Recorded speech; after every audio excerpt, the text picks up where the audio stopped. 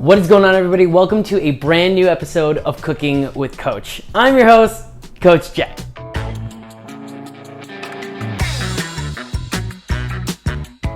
Like I told you before, this is a one-man show, so I'm also the tech guy, the lighting guy, the camera guy. The list goes on and on. I do all of it. So, welcome to my kitchen. In today's episode, we're gonna be making one of my favorite sweet treats that you can literally find almost anywhere, but unfortunately, they don't necessarily work within a diet if you're trying to be on a diet. This sweet treat is chocolate chip cookies. Honestly, My favorite treat of all time next to brownies. And the reason why I decided to come up with this recipe is because when I was dieting, when I was being calorie conscious, I was always craving something sweet. And we all know that when you're dieting and you cut something sweet out, you crave it even more. I wanted to develop a recipe that allowed me to make the thing that I liked just healthier, and it worked within my diet, and I didn't feel bad after eating it. Plus, it wouldn't break the caloric bank for me, so I could still have all the other meals that I needed in my day and not have to cut anything out because I ran out of calories for the day. So this recipe is something that I've done multiple times and I've tried different variations, but I think I figured out how to make it really good and delicious. It's low carb, it's high fiber, it's low sugar, you get chocolate, you get some good fats in there, and you're golden, you're good to go. So let's go ahead and get started with our cookie dough. We're gonna go ahead and get started with the flour portion. Now, if you saw my previous video, we made our own baking mix. So this is what we're gonna be using today for our cookies. So we're gonna go ahead and grab a bowl.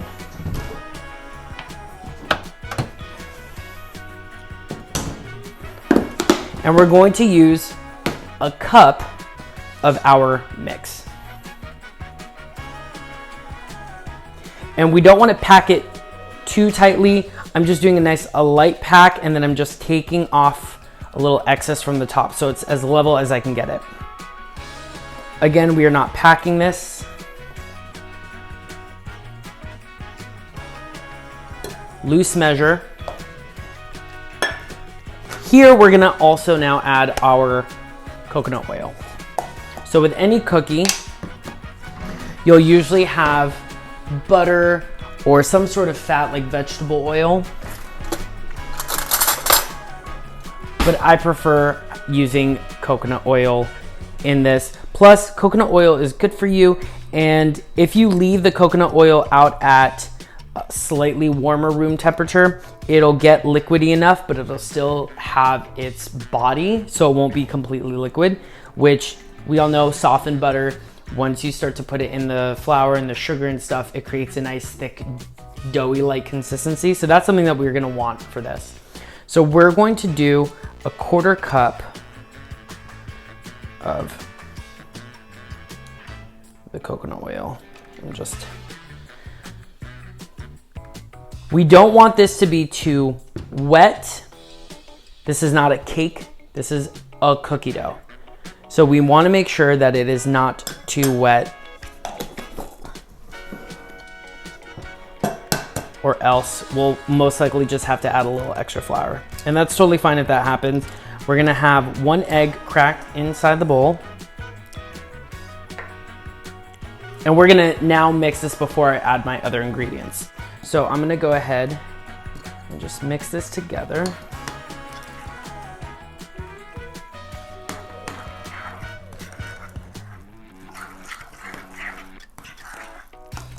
Again, you want it fully combined, and you want it to be a nice tan color. So it's gonna start getting extremely yellow from the yolk, of course. And you just want to mix it until it's nice and thick. This is the consistency that we're gonna want. So it's a nice thick dough. Oh, just smell that. To me, that already smells like a snickerdoodle. I might as well just make snickerdoodles instead. But we're gonna keep on the theme of chocolate chip cookies today. So now that I have my cookie mix, what I'm gonna be adding is chia seeds. Now, the chia seed just adds extra fiber. So I'm gonna be sprinkling in about a 1/4 cup of chia seeds in my mix, like so.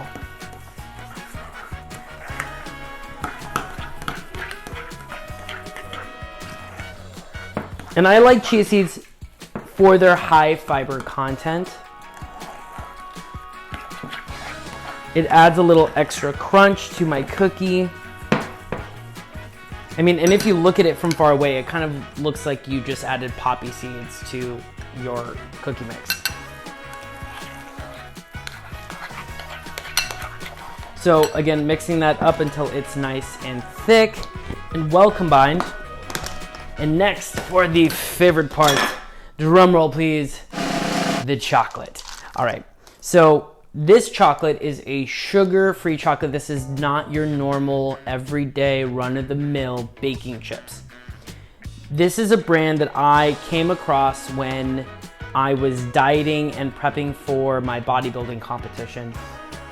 And I just really felt this need to have chocolate. I don't know what came over me. So I was scouring the ends for sugar-free chocolate and something that was gonna be macro-friendly and something that I could have as even a cheat day, just to have that available. So I found this brand, and clearly I'm not sponsored by them, but I'll let you in on my secret. They're now in major grocery chains. It is Lucy's sugar-free chocolate.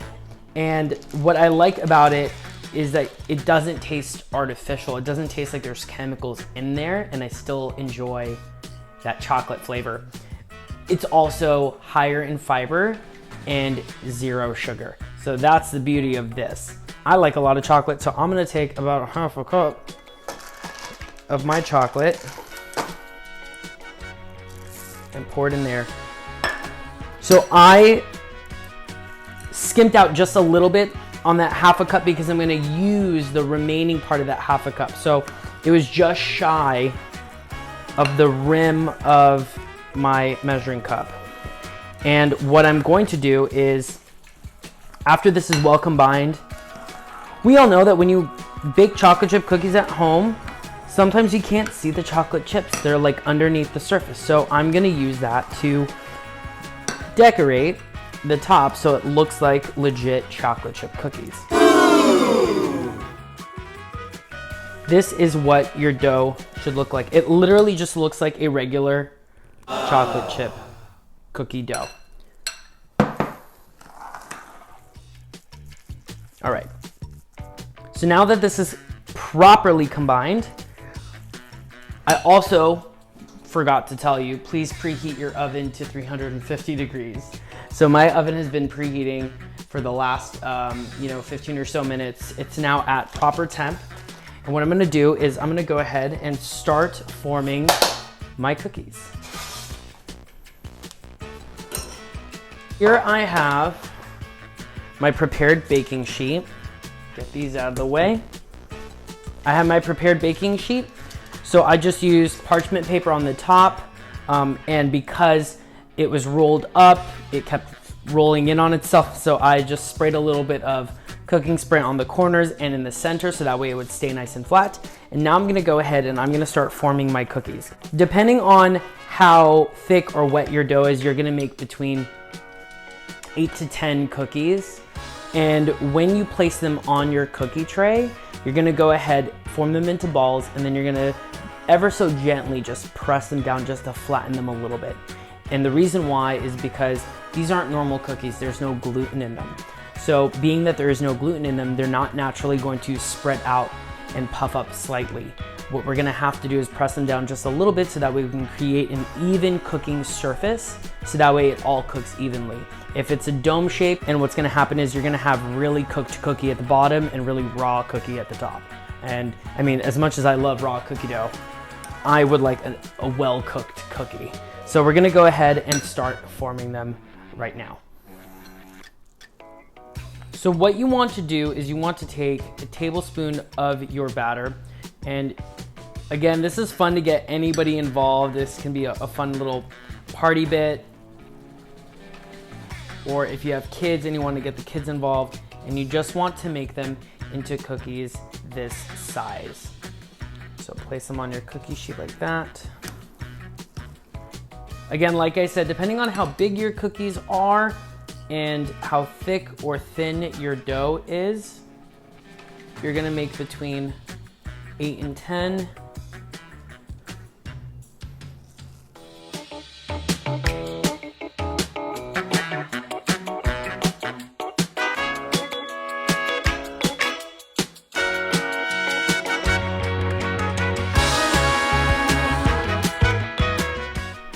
And you're just going to keep forming them until you have all of your cookies on the tray. Now, I'm not spraying this parchment paper because we have coconut oil in the cookies already.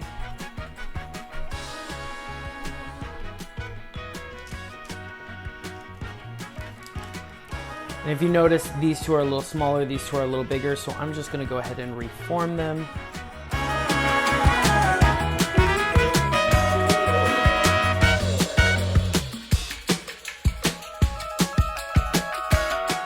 This is definitely not the cleanest project, but it is a lot of fun. If you can handle not eating the batter raw.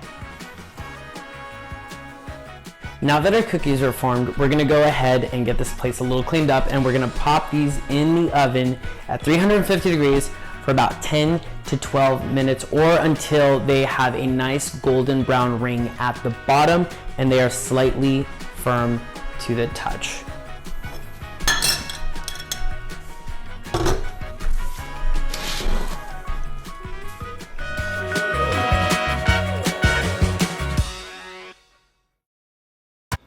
Ten to 12 minutes later.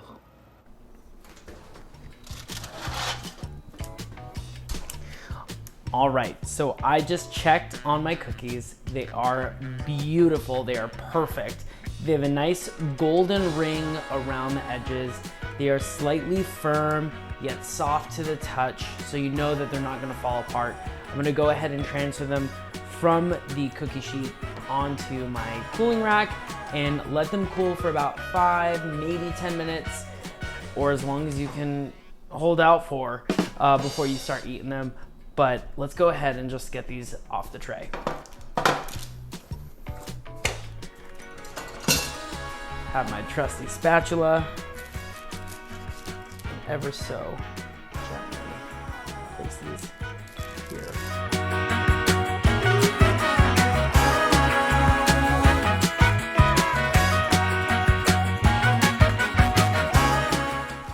And the reason why you want to let them cool completely, as with any product, baking good, or anything that has no gluten within it, you want it to completely set so that way it just doesn't fall apart when you try to eat it.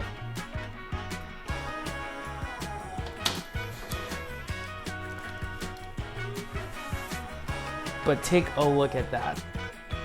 Oh, that's just gorgeous. It's nice and brown at the bottom. It's really tender. I wish you had feel-o-vision, but it's extremely tender. Let's go ahead and just like break this thing apart. Let's see, look at that. Wow! Ooh, it's like really soft, like a soft bake. Like you know those soft bake cookies? Let's go ahead and give it a taste test because I cannot wait 10 minutes for this. And I'm sure you don't want to wait 10 minutes to watch me eat this.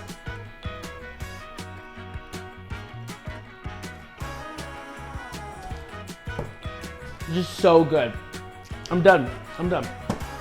It literally tastes like a regular soft bake chocolate chip cookie.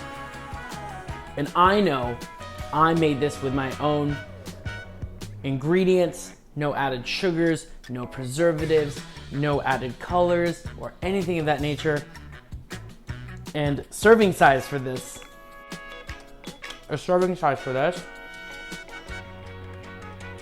is about 2 to 3 cookies. So, depending on how big you make them, I'm most likely just gonna eat the whole thing. So, thanks for tuning in. I'm gonna go and eat these now. Oh snap, and I didn't even give you my outro. Well, I'll see you on the next episode of Cooking with Coach. Have a good one. Now I can go and eat these cookies.